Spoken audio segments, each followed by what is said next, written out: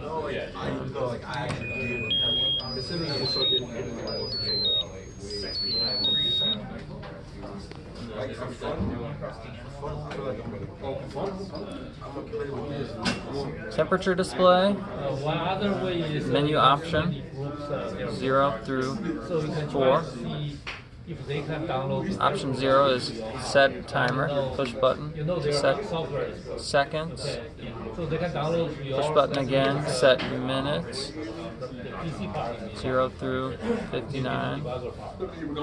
Push button again, set hours, 0 through 99. Start the timer.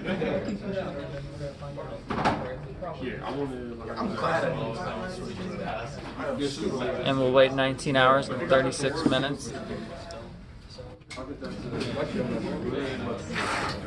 Option 1 is pause the timer. Option 2, resume timer.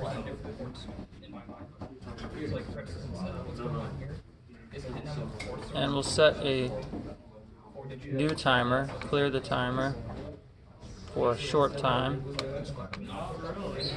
Oh shoot, whoops. Hold on.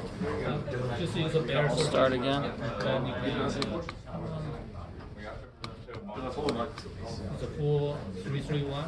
Wait 5 seconds.